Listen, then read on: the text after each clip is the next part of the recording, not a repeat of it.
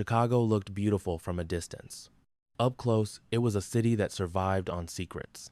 Rain slid down the skyscrapers like tears across polished glass, while rivers of red brake lights stretched endlessly through downtown.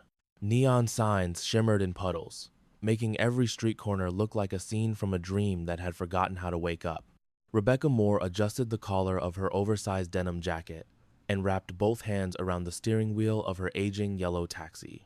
2:30 a.m. Her favorite hour. The businessmen were finally drunk enough to stop pretending. The tourists had disappeared. The lonely people came out. Rebecca had learned something after 5 years of driving the night shift. No one lied after 2 in the morning. Not completely. She smiled to herself as jazz music drifted softly through the speakers. "One more ride," she whispered. "Then I'm calling it a night." The dispatch radio crackled. "Cab 47, pickup requested. West Fulton, alley behind St. Alden's Church." Rebecca frowned. An alley? At this hour? Usually, she ignored those requests. But rent was due in 4 days. Shisaiha, cab 47 accepted. The GPS guided her through increasingly empty streets. Luxury restaurants disappeared. Office buildings gave way to abandoned warehouses. Rain intensified. Thunder rolled across the city. As she turned onto the narrow street beside the old church, something felt wrong. Too quiet. Even for Chicago. She slowed the taxi. Her headlights swept across soaked brick walls. Empty dumpsters. Overflowing trash bins. Nothing. Then, a gunshot echoed through the alley. Rebecca slammed the brakes. Another shot. Then another. Her heartbeat exploded inside her chest. Oh my God. She reached for her phone. 911. Before she could press the screen, someone staggered out of the darkness. A man, tall, broad shoulders, black tailored suit soaked with rain. One hand pressed against his side. Blood seeped between his fingers. So much blood. He stumbled toward the taxi before collapsing against the rear passenger door. Rebecca froze. Every instinct screamed at her to drive away. Instead, she unlocked the doors. The stranger pulled himself inside with the last of his strength. The smell of rain mixed instantly with iron. Blood. Fresh blood. He leaned back against the seat, breathing hard. Rebecca stared at him through the mirror. His face looked carved from stone. Sharp, yaf. Dark hair plastered to his forehead. A cut above one eyebrow. Gray eyes. Cold, even while dying. Hemet hargaze. Drive. One word. Calm. Controlled. As if he weren't bleeding across her seats. Rebecca swallowed. I need to call an ambulance. No. You've been shot. I know. You could die. His breathing remained steady. I won't. She blinked. Was he serious? She grabbed her phone anyway. The stranger suddenly reached forward. Not violently. Just enough for his blood-covered hand to close gently around her wrist. His grip was warm, steady, dangerously strong. If you call anyone, his voice stayed quiet, you'll die before they arrive. Silence, only rain striking the windshield. Rebecca searched his face. No panic, no fear, just certainty. Her pulse raced. Who are you? He released her wrist. Drive. Somewhere behind them, engines roared. Rebecca looked into the side mirror. 3 black SUVs turned into the alley, headlights flooding toward them. Oh God. The stranger finally glanced backward. His expression never changed. They're early? Rebecca's stomach dropped. They're here for me. One SUV accelerated. Fast. Much too fast. They're going to ram us. They'll do worse. The first bullets shattered the alley wall beside the taxi. Concrete exploded. Rebecca screamed. Drive. She slammed the accelerator. The taxi lurched forward onto the rain-slick street. More gunfire erupted behind them. Glass shattered. The rear windshield burst inward. Rebecca ducked instinctively. The stranger pulled her downward with one arm while twisting his own body toward the broken window. A pistol appeared in his hand so smoothly she never saw him draw it. 3 controlled shots. Pop, pop, pop. One pursuing SUV suddenly swerved into a parked delivery truck. Metal screamed. Flames erupted behind them. Rebecca couldn't breathe. Her hands shook violently on the steering wheel. This isn't happening. Another SUV pulled alongside them. Its windows rolled down. Masked men, automatic rifles. Oh my God. The stranger calmly leaned toward the broken window again. No. Rebecca grabbed his sleeve without thinking. You'll get killed. For the first time, he looked directly at her. Really looked. Not through her. At her. Rainwater slid across his face while city lights reflected in his pale gray eyes. You should have driven away. His voice carried something strange now. Regret. Then, he pushed her head below the dashboard. Gunfire erupted. The passenger side windows exploded. Glass rained through the cab. Rebecca covered her ears. The stranger fired again. Precis. Unhurried. The second SUV lost control and spun across 2 lanes before crashing into a traffic light. Silence. Only rain. Only engines. Rebecca slowly raised her head. The city blurred through tears she hadn't realized she'd been crying. What? She whispered. Who are you? He looked out the rear window. They'll regroup. She almost laughed. Regroup? We have 6 minutes. 6 minutes until what? They find us again. Rebecca stared. Every rational part of her brain told her to stop the cab. Run. Disappear. Instead, she noticed the blood. It wasn't slowing. His shirt was nearly black. His breathing had become shallower. You need a hospital. No. You're dying. I'm occupied. You are impossible. A faint smile touched one corner of his mouth. Barely visible. Gone before she could be sure it existed. What? She asked. You argued with gunfire. I argued with you. You should fear me. I don't even know you. He looked out into the storm. Exactly. The taxi crossed the Chicago River. Downtown lights reflected beautifully against the water. For one surreal moment, everything seemed peaceful. Until Rebecca looked into the mirror again. Another convoy of black SUVs appeared behind them. Not 3. 6. Closing fast. The stranger quietly loaded another magazine into his pistol. Click. You should have left me in that alley. Rebecca tightened both hands on the steering wheel. No. He looked at her. You don't know what you've done. I know I couldn't leave someone there. You've already saved my life. She tried to smile. I'd rather save it completely. His expression hardened. That may no longer be possible. Behind them, the first SUV switched off its headlights. One be one. The others followed, until 6 invisible vehicles disappeared into the rain, hunting them in darkness. Rebecca felt the hairs on the back of her neck stand up. What are they doing? The stranger's eyes remained fixed on the mirror. They've stopped chasing. Her voice trembled. Isn't that good? He answered, without emotion. No. Now they're preparing to kill us. Rebecca's fingers tightened around the steering wheel until her knuckles turned white. Rain hammered against the windshield so violently the wipers could barely keep up. Behind her, nothing. The 6 black SUVs had vanished into the darkness. Somehow, that frightened her more than seeing them. Silence settled inside the taxi like another passenger. Only Damien's breathing disturbed it now. Slower, heavier. Blood continued soaking into the leather seat beneath him. Rebecca stole another glance through the rearview mirror. He sat unnaturally still, one hand pressed firmly against the wound in his side. His expensive black suit was ruined. Yet somehow, he still looked like the most composed man she'd ever seen. Not a victim, a predator who happened to be bleeding. They're gone, she whispered, almost trying to convince herself. They're watching. His answer came instantly. Rebecca frowned. From where?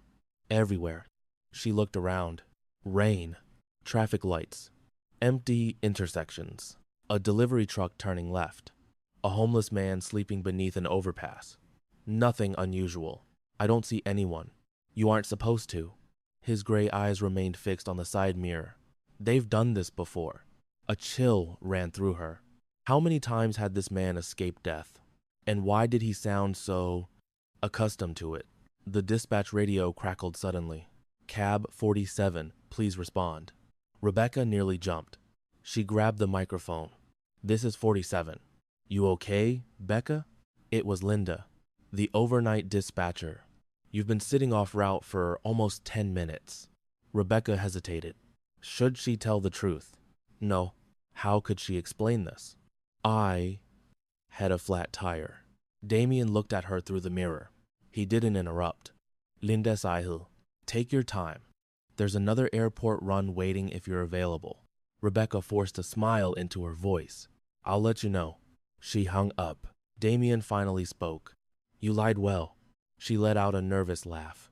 I've had difficult passengers before. I'm not difficult. She looked at him in disbelief. You brought a gunfight into my taxi. His expression remained perfectly serious. That wasn't intentional. Rebecca actually laughed this time. Short, disbelieving. You've got to be kidding. For a fraction of a second, the corner of his mouth moved. Not quite a smile. Something rarer, as if he couldn't remember how.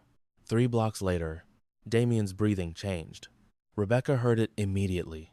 Sharper, uneven. She looked back. His face had become noticeably paler. His hand slipped from the wound for just a moment. Blood poured through his fingers. Oh my God.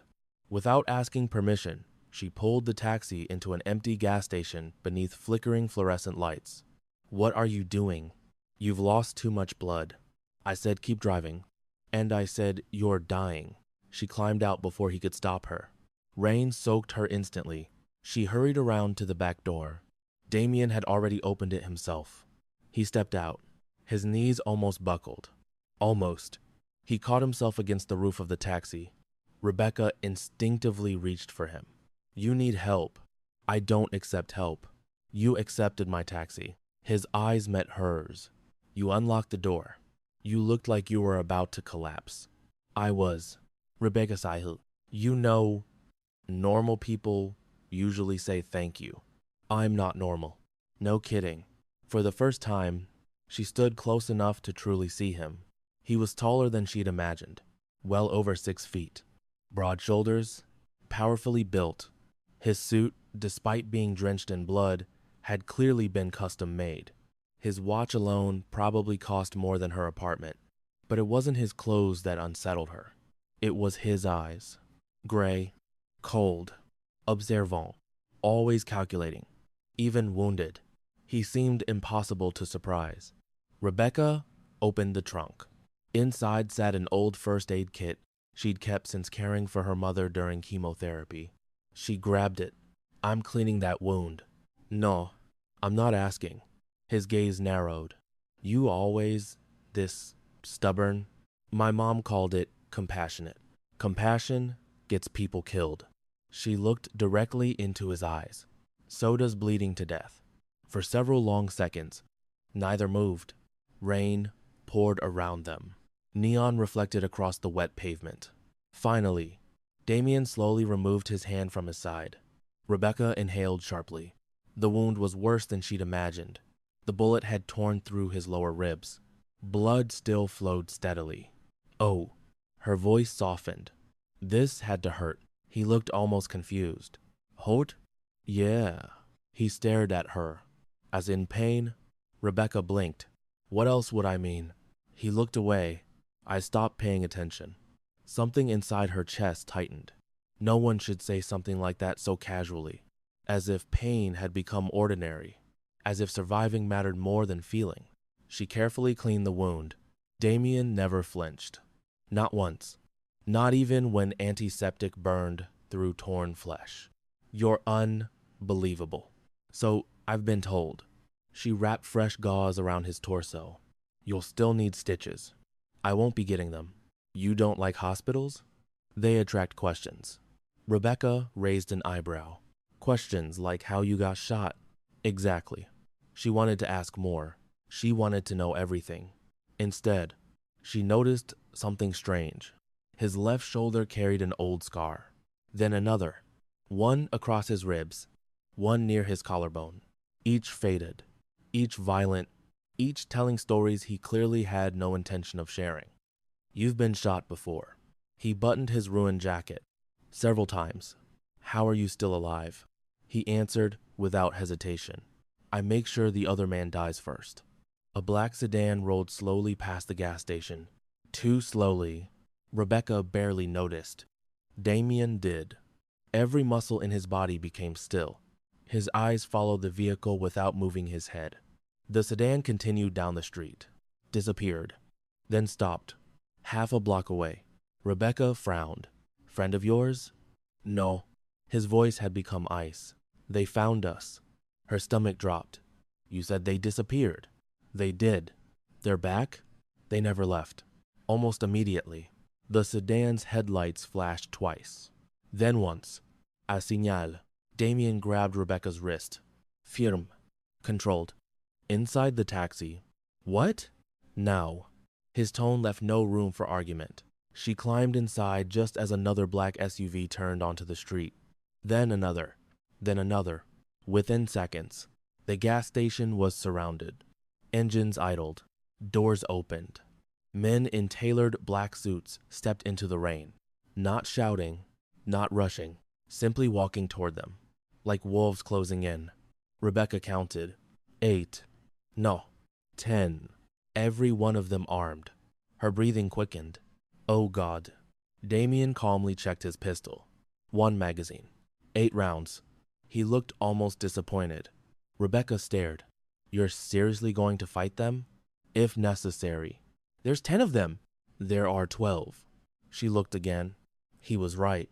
2 more emerged from behind the station. How had he noticed? One of the men stepped forward beneath an umbrella. Expensive Italian shoes. Silver hair. Perfect posture. He smiled. Not kindly. Cruelly. "Damien." His voice carried easily through the rain. "I've been looking for you." Rebecca noticed something unsettling. None of the armed men aimed their weapons.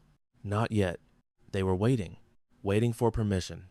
Damien quietly stepped in front of Rebecca, shielding her completely. His broad shoulders blocked her view. His voice remained calm. "Vincent." So it was true. The older man chuckled. "You really were injured. I'll recover. I'm sure." Vincent's smile widened. "But she won't." Rebecca felt Damien's body tense. "Only slightly. You leave her out of this." Vincent looked around Damien's shoulder for the first time. His eyes settled on Rebecca. Curious. Calculating. "Taxi driver?" Rebecca swallowed. Vincent smiled warmly. Too warmly. "My dear, I'm afraid you've made the worst mistake of your life." She couldn't speak. Vincent continued. "You see," he folded his umbrella, "there are only 2 kinds of people who ever learn who Damien Moretti really is." Rebecca frowned. "Moretti?" She looked up at Damien. He said nothing. Vincent smiled almost sympathetically. "The first kind," he said softly, "work for him. Silence. The second," his expression darkened, "never live long enough to tell anyone." Rebecca felt her heart stop. Moretti. The name. Everyone in Chicago knew that name. Not from newspapers. From whispers. From rumors. From stories people told only after checking who might be listening. The Invisible King. The ghost of Chicago. The man politicians denied existed. The man criminals feared more than prison. The most dangerous mafia boss in America. Slowly, Rebecca turned toward the wounded stranger she'd rescued. Toward the quiet man sitting in her taxi. Toward the man who had politely thanked her, who had let her bandage his wounds, who had stood between her and every bullet. Her voice barely escaped. "You're Damien Moretti." He looked at her. There was no pride, no arrogance, only something that looked remarkably like regret. "I was hoping," he said quietly, "you wouldn't have to learn my name." Rain poured harder. Vincent laughed. Too late. Then he snapped his fingers. 12 rifles rose into the air, all aimed directly at Damien, and one, slowly, turned toward Rebecca. For one suspended heartbeat, no one moved. Rain poured over the gas station in shimmering sheets, turning the concrete into a mirror of flashing headlights and cold white neon. Rebecca couldn't breathe. She had spent years hearing stories whispered between late-night passengers. Stories about a ghost, A man no one photographed. A man judges feared. A man politicians secretly obeyed. A man whose name was never spoken above a whisper. Damien Moretti, the devil of Chicago. And he was standing less than 2 feet away from her, bleeding, protecting her. Vincent Barone smiled as though he were watching an opera. You look disappointed, Damien. Damien didn't answer. His body remained perfectly still, positioned between Rebecca and 12 rifles. Only one thing betrayed him. A single drop of blood slid from beneath his jacket onto the wet pavement. He was getting weaker. Vincent noticed it too. Pity. He sighed. I expected more from the great Damien Moretti. Rebecca looked at Damien. His breathing had become shallow again. The bandages she'd wrapped around him were already stained dark crimson. He needed a hospital. Instead, he was preparing for another war. Vincent took another slow step forward. You've caused me a great deal of trouble. Damien finally spoke. You started this. I finished your warehouse. You murdered 23 girls. They weren't yours. Rebecca felt the world stop. 23 girls? Warehouse? Human trafficking? She looked between the two men, trying desperately to understand. Vincent chuckled. Oh. He glanced toward Rebecca. You never told her? Damien's expression hardened. There was nothing to tell. Vincent laughed. You really are hopeless. He addressed Rebecca directly. Do you know what your hero has been doing these last 4 years? Rebecca stayed silent. He burned 3 of my ports. Another step. He emptied 6 of my casinos. Another. He stole millions. Another. And then, his smile disappeared.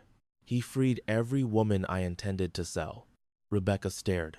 She couldn't reconcile the image. The terrifying mafia boss everyone feared. Risking everything to stop traffickers? Vincent shook his head. Zuch a waste. Damien's voice turned colder than the rain. They weren't merchandise. They were profitable. Rebecca felt sick. Vincent didn't even sound ashamed. He sounded annoyed. Damien took one deliberate step forward. His pistol remained lowered. I ended your business. You interrupted one shipment.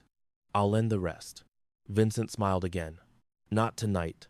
Without warning, a deafening explosion shattered the silence. Boom. One of the gas pumps erupted into flames. Rebecca screamed as burning gasoline shot 20 feet into the air. Heat slammed into her face. Smoke filled the station. Another explosion followed. Then another. Vincent's men scattered instinctively. Damien didn't even look toward the fire. Instead, he grabbed Rebecca's hand. Run. She hesitated. What about run? Something in his voice erased every doubt. They sprinted behind the convenience store as bullets tore through the air behind them. Glass exploded. Concrete shattered. Rebecca stumbled. Before she could hit the ground, strong arms caught her. Damien pulled her against his chest just as another burst of gunfire ripped across the wall inches behind them. Chunks of brick showered over them. Rebecca looked up. His jaw was clenched. One arm held her securely. The other fired precise shots around the corner without exposing more than his wrist. 3 bullets. 3 screams. Silence. She stared. You. He looked down at her. Stay behind me. I can help. No. I'm not helpless. I know. His answer surprised her. You just aren't bulletproof. For the first time that night, she realized something. Every time danger appeared, Damien never used her as cover. He became hers. They reached the back alley behind the gas station. Rain extinguished sparks drifting from the burning building. Sirens echoed somewhere in the distance. Still too far away. Damien stopped suddenly. Rebecca nearly collided with him. What? He held up one finger. Silence. Footsteps. Someone was following them. Slow. Measured. Professional. Damien gently pushed Rebecca behind an overflowing dumpster. Don't move. What are you going to do? He didn't answer. The footsteps came closer. Rebecca held her breath. One man appeared around the corner. Black tactical clothing. Suppressor attached to his pistol. He scanned the alley carefully. Damien waited. Motionless. Like a shadow. The assassin took one more step. Then Damien moved. So fast Rebecca almost missed it. One hand seized the man's wrist. The other struck his throat. The pistol never fired. The assassin collapsed unconscious before he even understood what happened. Rebecca covered her mouth. It had lasted less than 3 seconds. No wasted movement. No anger. Only terrifying efficiency. Damien calmly picked up the fallen pistol, checked the magazine, loaded it into his jacket, then continued walking, as though nothing had happened. Rebecca hurried after him. You didn't kill him. No. I thought, I only kill people who leave me no choice. She frowned. I thought mafia bosses didn't have rules. His expression remained unreadable. The good ones do. 5 minutes later, they reached the Chicago River. Rain danced across the dark water. Towering buildings reflected beautifully against the surface. For the first time all night, Rebecca noticed Damien slowing down. His steps became less steady, his breathing roughened. His hand briefly touched the bridge railing for support. She walked beside him. You're fading. I'm walking. Barely. Silence. She reached for his arm. He stiffened immediately. Not angrily. Instinctively, like someone who had forgotten what gentle touch felt like. Rebecca softened her voice. Lean on me. I weigh twice as much as you think. I drive drunk football fans every weekend. A faint breath escaped him. Almost.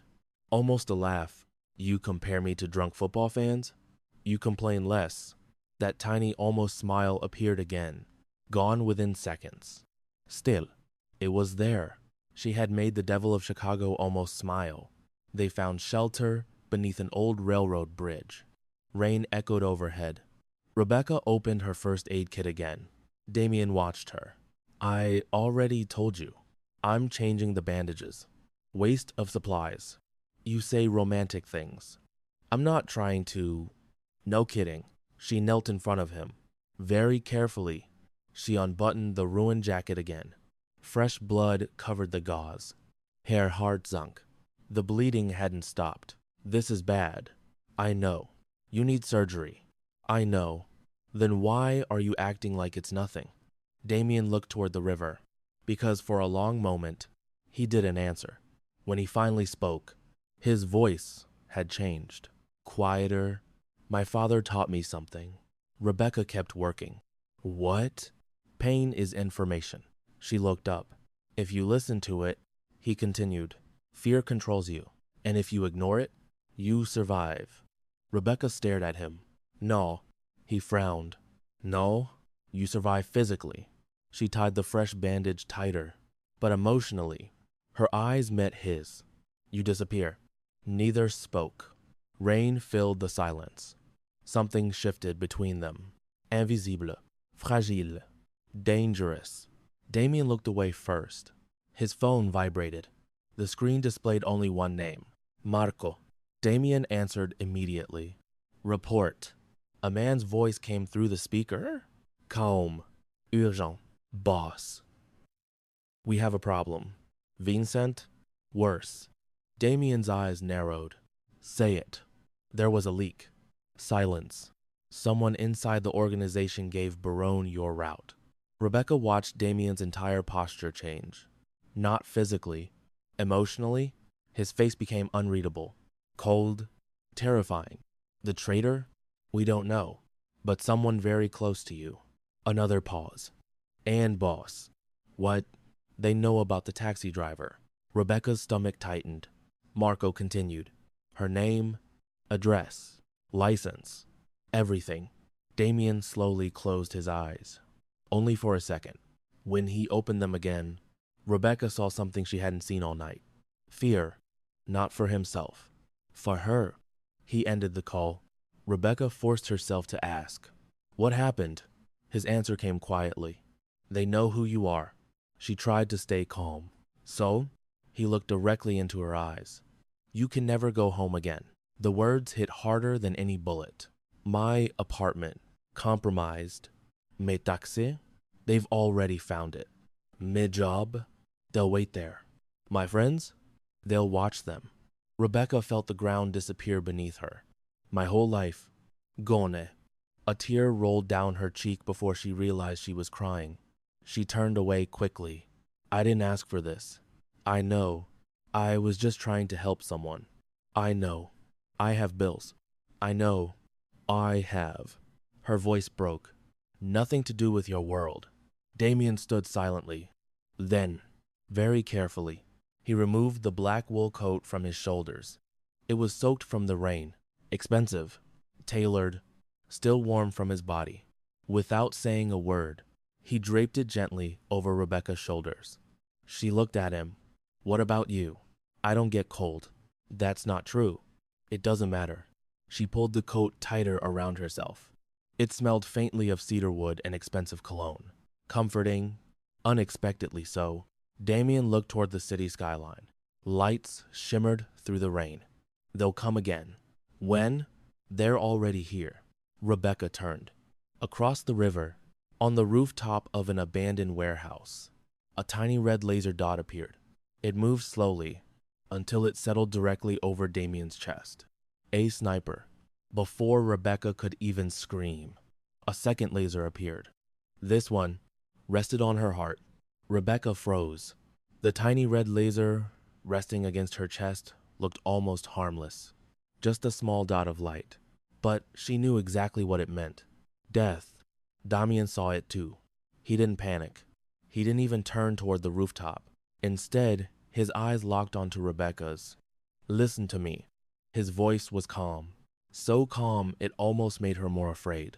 When I say run, she shook her head immediately. I'm not leaving you.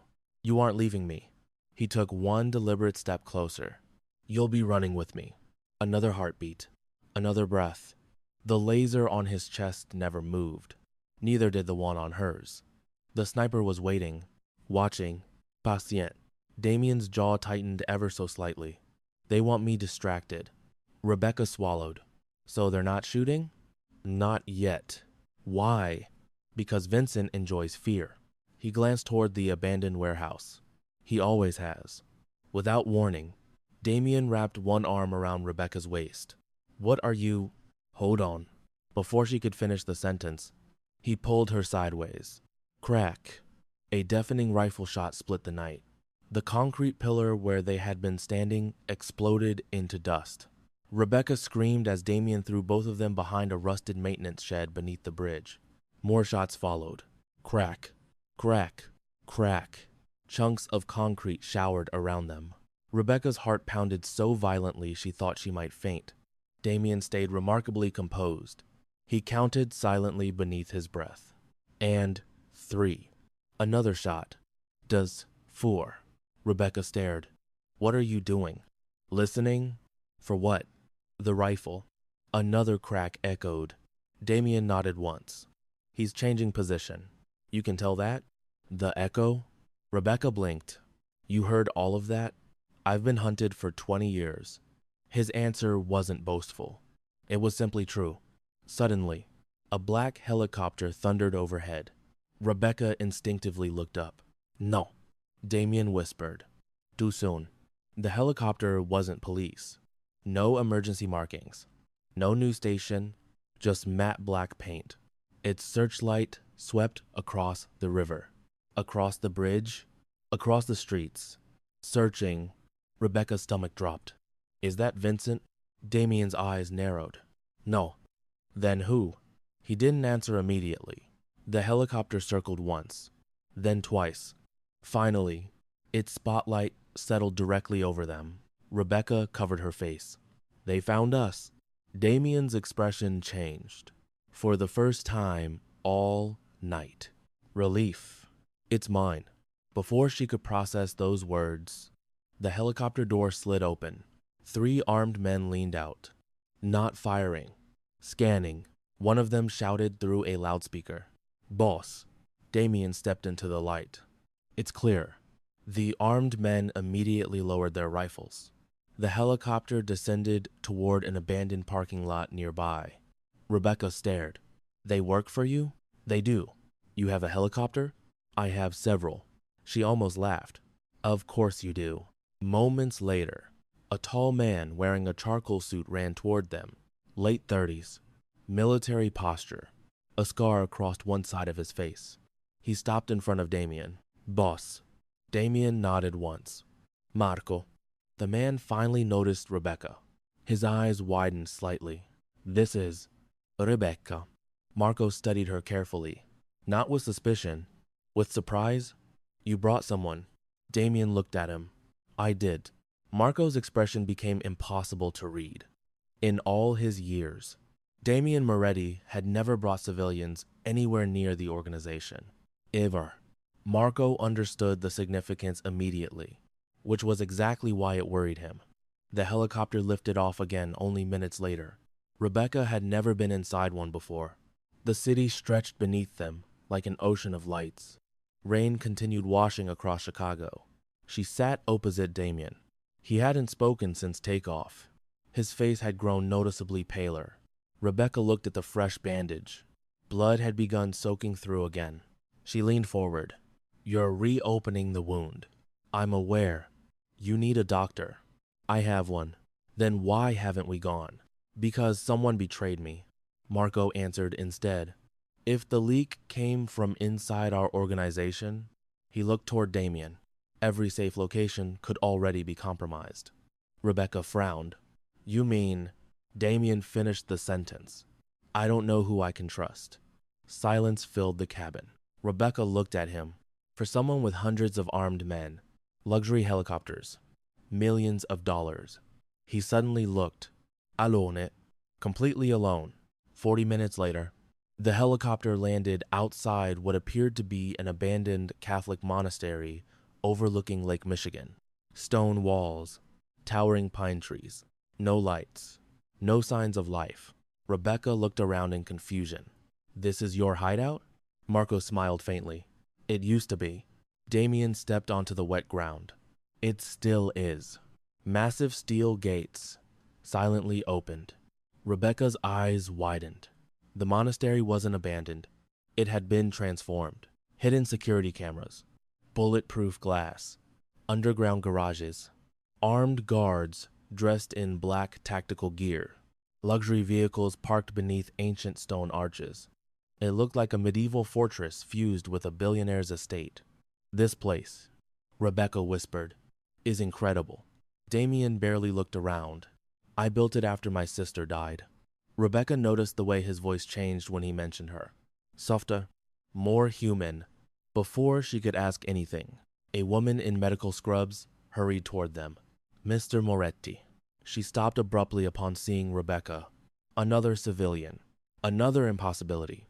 Damien spoke first. Dr. Sophia. The doctor nodded. Treatment room? Immediately.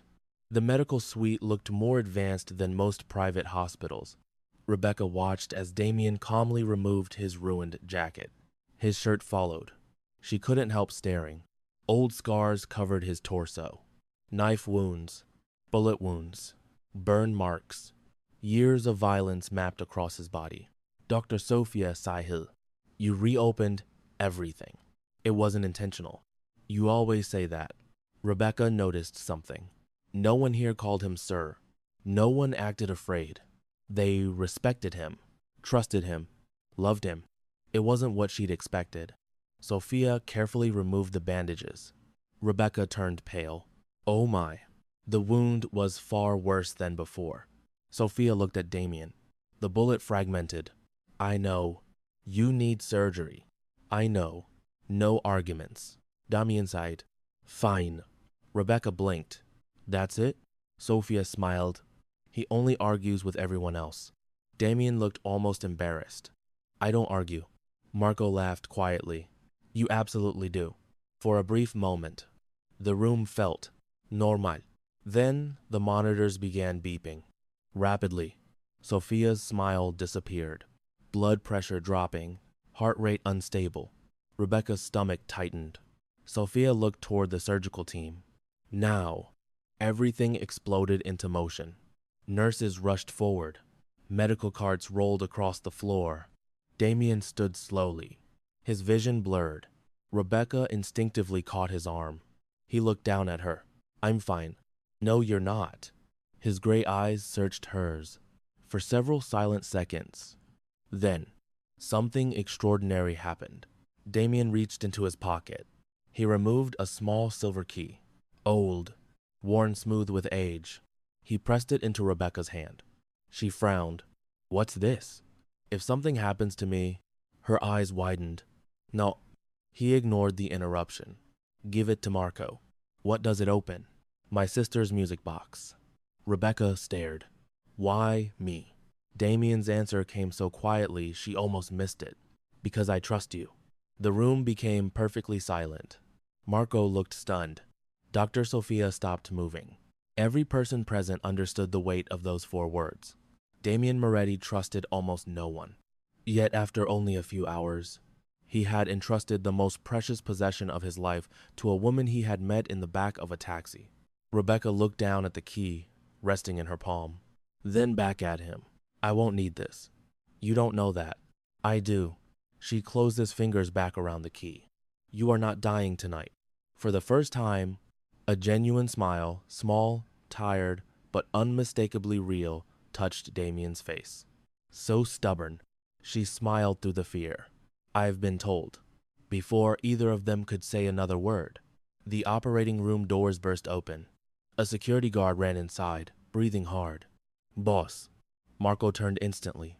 What happened? The guard looked directly at Damien. We caught the man who leaked your location. Silence.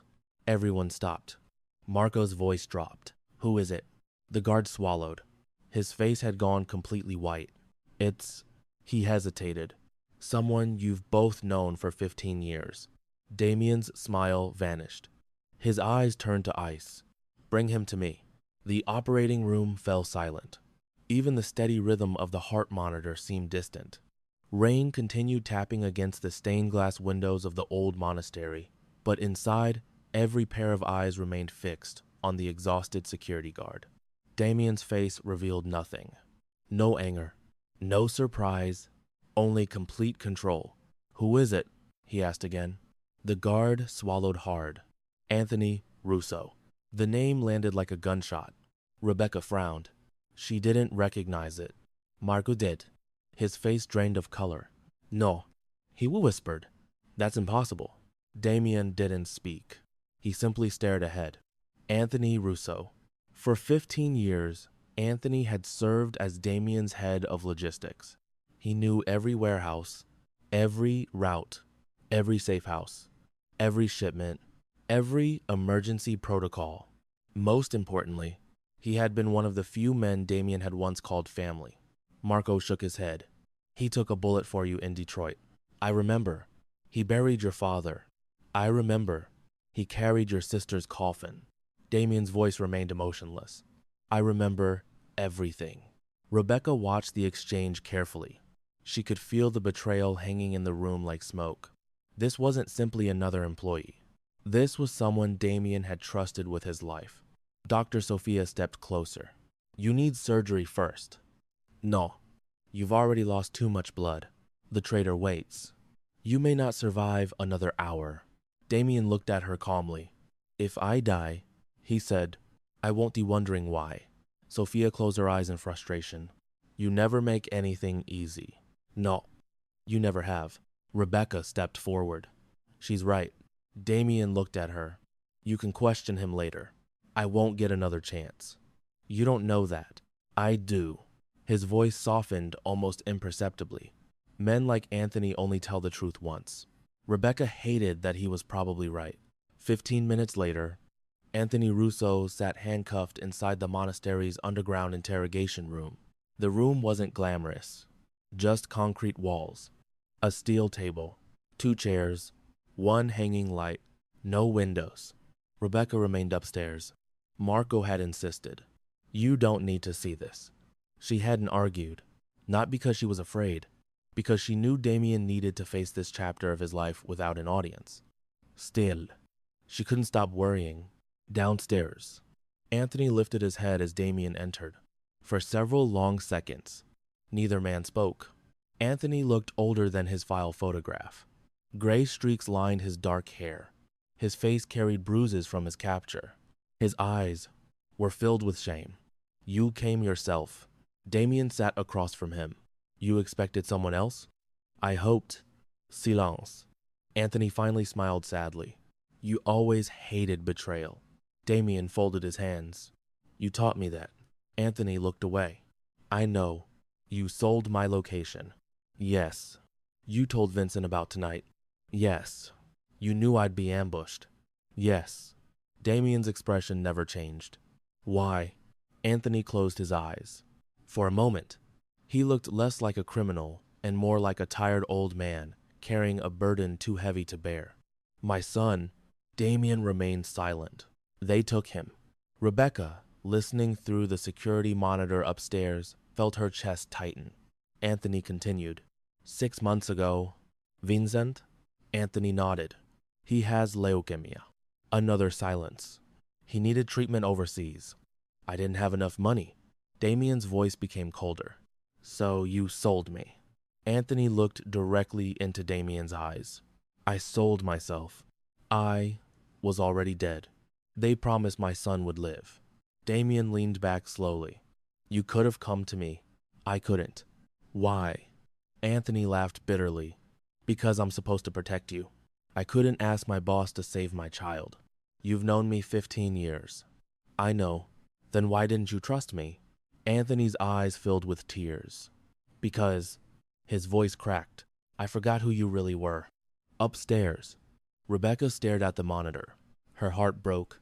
There were no villains in that room anymore. Only 2 broken men. One had betrayed everything. The other had lost another piece of the family he'd spent years trying to build.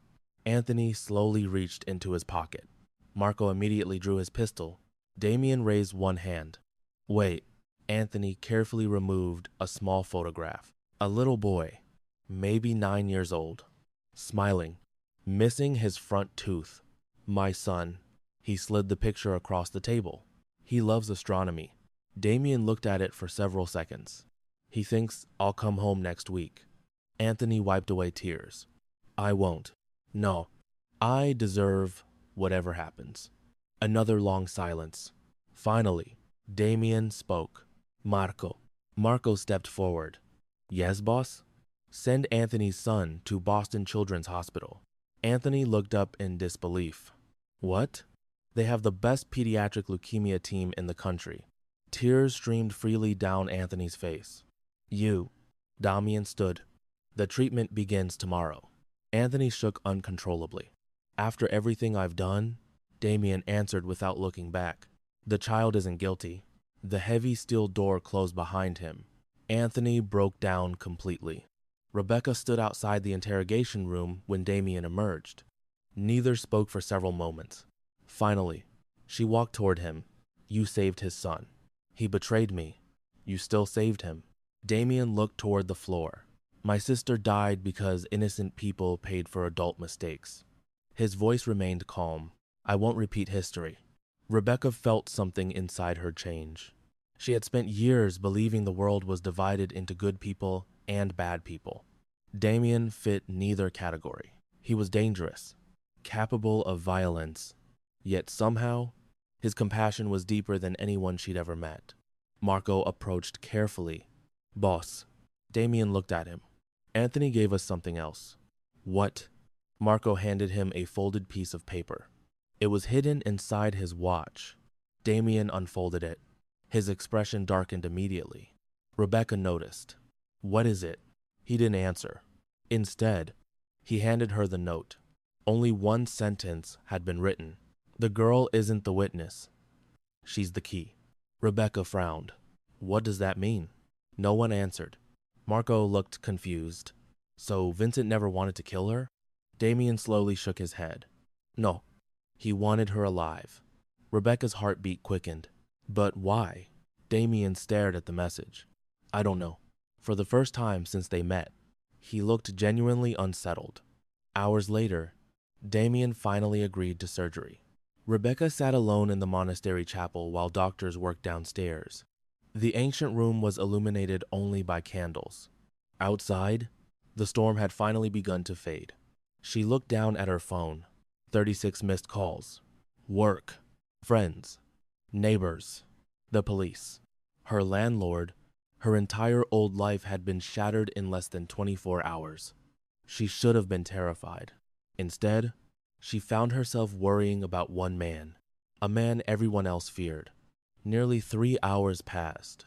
Finally, Dr. Sophia entered the chapel. Rebecca stood instantly. "How is he?" Sophia smiled with obvious relief. "He'll live." Rebecca let out a breath she hadn't realized she'd been holding. But her smile disappeared. "The bullet caused more damage than we expected." Rebecca's stomach tightened. "He needs several weeks to recover." "I'll stay." The words escaped before she thought about them. Sophia looked surprised. "You understand what that means?" Rebecca nodded slowly. "If I leave?" She glanced toward the dark windows. "Vincent will find me." Sophia's expression softened. "So this place feels safer." Rebecca looked toward the hallway leading to Damien's room. "No," she admitted quietly. "He does." The next morning, sunlight broke through the monastery windows for the first time. Rebecca carried a tray of coffee toward Damien's private recovery suite. She hesitated outside the door, then knocked gently. No answer. She pushed it open. The room was empty. The hospital bed untouched. The heart monitor disconnected. Panic surged through her. "Damien?"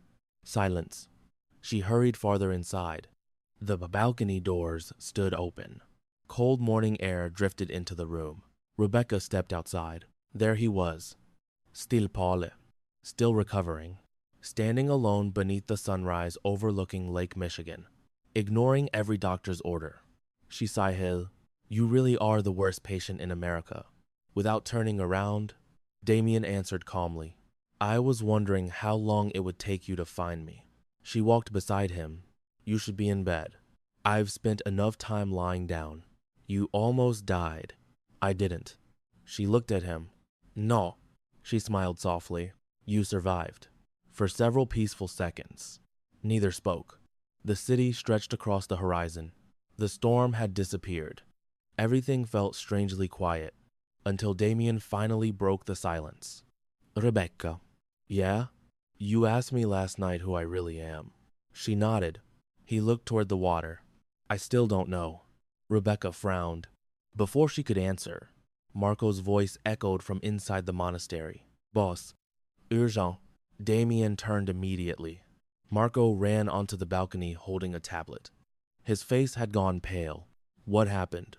Marco looked directly at Rebecca. "We found Vincent's encrypted files." "And?" Marco swallowed. "They contain surveillance photos." Rebecca frowned. "Of me?" Marco nodded slowly. "For the past." He hesitated. 18 months. The color drained from Rebecca's face. 18 months? Damien took the tablet. His eyes narrowed. Hundreds of photographs. Rebecca leaving grocery stores, driving her taxi, reading in cafes, walking home, visiting her mother's grave. She had been watched. Long before she ever met Damien Moretti, she whispered the only question that mattered. Why? Damien looked at the final photograph. His expression became unreadable. Because in that last picture, Rebecca wasn't alone. She was standing beside a man Damien recognized instantly. A man who had supposedly died 10 years ago.